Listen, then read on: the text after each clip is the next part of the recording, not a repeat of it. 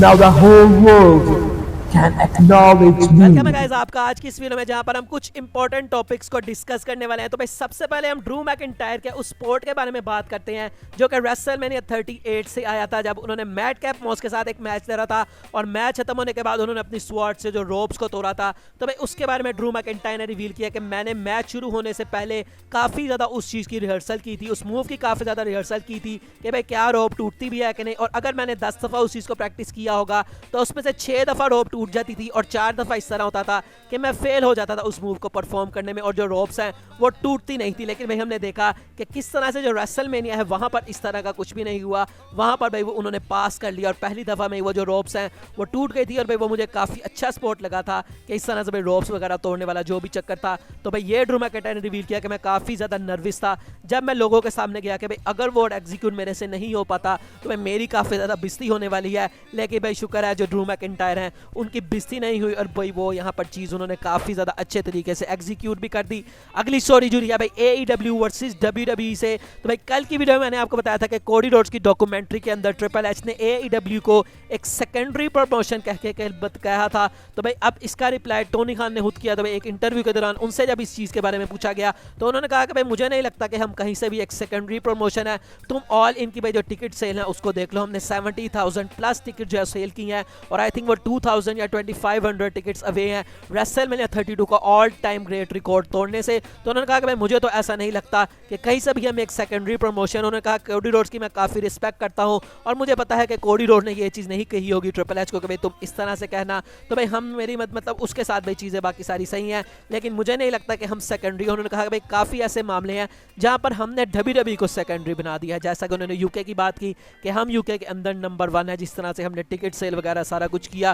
तो उन्होंने कहा कि भाई मुझे ऐसा लगता है कि हम अब ऐसी पोजीशन में आ चुके हैं कि भाई अब हमें इन चीज़ों के बारे में सोचने की ज़रूरत नहीं है, हम काफ़ी अच्छा काम कर रहे हैं और हम भाई किसी की बात को सुनने नहीं वाले। तो भाई ऐसे जो टोनी खान है उन्होंने इस सिचुएशन के बारे में कहा। तो भाई आपका इसके बारे में क्या कहना है आप मुझे बताएं। रैंडी ऑर्टन के बारे में बात करते हैं और भाई रैंडी ऑर्टन की क्या सिचुएशन है, कुछ समझ नहीं आ रहा। तो अब भाई फाइटफुल इस चीज़ को बताता है कि जो रैंडी ऑर्टन का रिटर्न है मे भी वो अभी भी नहीं होने वाला क्योंकि वो रीहैब तो कर रही हैं लेकिन भाई वो रीहैब उतना अच्छा नहीं हो पा रहा जितना भाई WWE को चाहिए और करंटली WWE किसी भी तरह की कन्वर्सेशन में नहीं है कि वो रैंडी ऑर्टन को वापस लेके आए। तो भाई समर स्लैम जो कि भाई अब 2 से 3 दिन दूर है और समर स्लैम के गिर्द काफ़ी ज़्यादा रूमर्स थे कि रैंडी ऑर्टन शायद समर स्लैम के अंदर अपना रिटर्न कर लें या समर स्लैम के बाद आ जाए।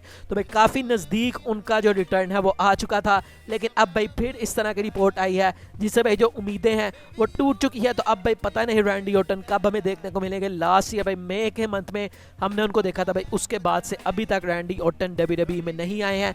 तो लेट्स सी भाई रैंडी ऑर्टन कब अपना रिटर्न करते हैं। कोडी रोड्स के बारे में बात करते हैं और भाई कोडी रोड्स ने जे उसो वर्सेस रोमन रेंस के मैच के बारे में बात की और उनसे पूछा गया कि अगर जे उसो इस मैच के अंदर रोमन को हरा देते हैं तो आपका क्या रिएक्शन होने वाला है। तो भाई उन्होंने यहाँ पर कहा कि मैं काफ़ी ज़्यादा खुश होऊंगा अगर वाकई में जो जे उसो है वो इस चीज़ को कर देता है और वो रोमन रेंस को हरा देता है। उन्होंने कहा कि भाई मुझे इस चीज़ से ज़रा सी भी कोई जेलसी नहीं होने वाली क्योंकि जे उसो भाई काफ़ी अच्छा सुपरस्टार है और वो इस चीज़ को डिज़र्व करता है। तो उन्होंने कहा कि भाई उसको अगर वो ये चीज़ कर लेता है तो ये चीज़ काफ़ी अमेजिंग होगी, मैं उसको हैट्स ऑफ करूँगा। और उन्होंने कहा that is as pure and good a man as you can find. तो भाई इस तरह से उन्होंने कहा कि भाई जे उसो अगर जीत जाता है तो ये काफ़ी एक अच्छी चीज़ होगी और भाई इसके लिए मैं मेरे दिल में इसके लिए मतलब कोई भी भाई ग्रजेस नहीं है कि ठीक है भाई मैं नहीं जीत पाया ठीक है, लेकिन अगर जे उसो ये चीज़ जीत जाता है तो उनको ऐसा लगता है कि भाई ये चीज़ भी काफ़ी ज़्यादा अच्छी होगी। तो देखते हैं क्या जे उसो रोमन रेंस को हरा पाते हैं समर स्लैम के अंदर या फिर नहीं। अगली स्टोरी जुड़ी है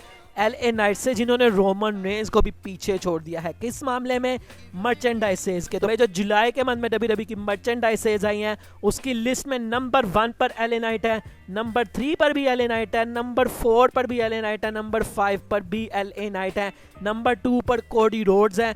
लास्ट मंथ की अगर हम बात करें जून की तो वहां पर LA नाइट 4th पोजीशन पे थे कि उन्होंने सबसे ज़्यादा मतलब मर्चेंडाइज सेल की हो। लेकिन भाई इस दफ़ा उन्होंने ना सिर्फ 4 बल्कि टॉप 5 में से 4 जगहों पे उन्होंने अपना कब्जा कर लिया है और रोमन रेंस को उन्होंने इस लिस्ट से भाई उठा के बाहर फेंक दिया है। तो भाई LA नाइट ने ये एक बहुत बड़ी अचीवमेंट की है जो कि मुझे भाई कहीं से समझ नहीं आ रहा कि कि मतलब कि पॉसिबल नहीं लगता भाई, कोई भी स्टार अगर हो भाई, रोमन रेंस से बड़ा इस वक्त कोई भी स्टार नहीं है डब्ल्यूडब्ल्यूई में, इसमें किसी को भी शक नहीं है। लेकिन भाई LA नाइट जिनके साथ भाई अभी डब्ल्यूडब्ल्यूई ने कुछ किया भी नहीं है, उसके बावजूद भी फैंस उनके साथ इतना है कि भाई उनकी जो मर्चेंडाइज सेल्स है वो टॉप कर चुकी है। तो भाई अब मुझे लगता है भाई फैंस ने ये डैनियल ब्रायन वाली सिचुएशन LA नाइट के साथ कर देनी है और फिर डब्ल्यूडब्ल्यूई को भाई मजबूरन LA नाइट को कुछ ना कुछ तो देना ही पड़ेगा। अगर वो भाई तब तक नहीं देते तो समर स्लैम वैसे भाई आ रहा है और बैटल रॉयल में काफ़ी चांसेस है LA नाइट के जीतने के।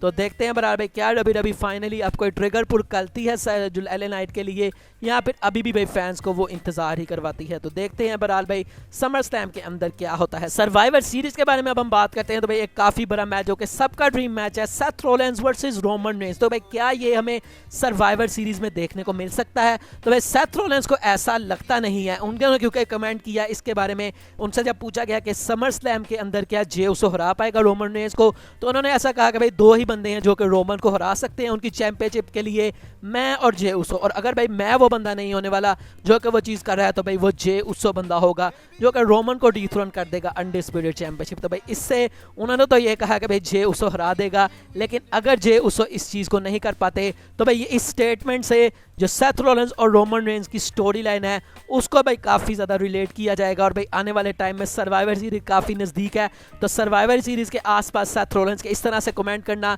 आई थिंक भाई डब्ल्यूडब्ल्यूई इसको स्टोरी लाइन के अंदर भी लेके आ सकती है। और रोमन और सेथ की भाई इस तरह से स्टोरी लाइन अब शील्ड के अलावा भी डब्ल्यूडब्ल्यूई चला सकती है।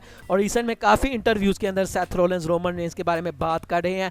तो मुझे लगता है भाई सर्वाइवर सीरीज के अंदर डब्ल्यूडब्ल्यूई के प्लान्स हैं कि वो Seth Rollins versus Roman Reigns का मैच करवाएं, और इसीलिए भाई सेथ रॉलिंस इस तरह की बातें आजकल कर रहे हैं। तो भाई मैच काफ़ी ब्लॉकबस्टर होगा, मैं तो देखना चाहूँगा भाई। मैं कभी भी नहीं चाहूँगा कि भाई अभी मनी इन द बैंक का ब्रीफ केस के अशिनो और जो सेथ रॉलिंस अब अपनी चैंपियनशिप हार देने की काफ़ी रिपोर्ट्स आ रही थी कि समर स्लैम में हो सकता है ये चीज़, लेकिन भाई मैं नहीं चाहूँगा। एटलीस्ट सर्वाइवर सीरीज तक भाई सेथ रॉलिंस को चैंपियन रहना चाहिए।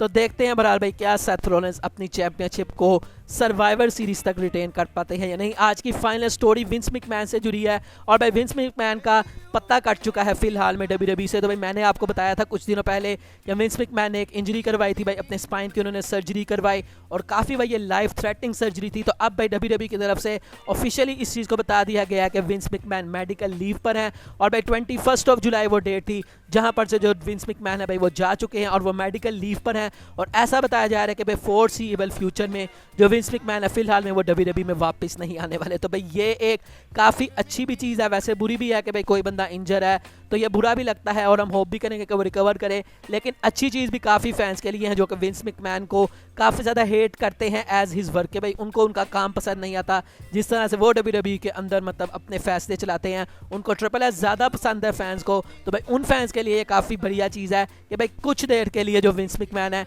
फिलहाल वो डब्ल्यूडब्ल्यूई से टाटा बाय बाय हो चुके हैं और अब पता नहीं कब जो है वो विंस मैकमैन आते हैं। मे बी शायद रेसलमेनिया के अराउंड अबाउट विंस मैकमैन दोबारा से आ जाएं। तो भाई ये फिलहाल स्टोरीज हैं कि विंस मैकमैन भाई फिलहाल डब्ल्यूडब्ल्यूई के अंदर कहीं पर भी नहीं है। हाँ वो चीज़ों को हैंडल ज़रूर करेंगे भाई, ठीक है, कुछ ना कुछ उनका इन्वॉल्वमेंट ज़रूर रहेगी, लेकिन भाई कोई मेजर उनकी इन्वॉल्वमेंट नहीं होने वाली क्योंकि करंटली वो मेडिकल लीव पर है। तो भाई आज की ये थी वीडियो, अगर आपको वीडियो अच्छी लगी हो तो लाइक कीजिएगा, चैनल को सब्सक्राइब कीजिएगा। मिलेंगे नेक्स्ट वीडियो में, तब तक के लिए अपना बहुत सारा ख्याल रखिएगा। मुझे दीजिए इजाज़त, शब बखैर।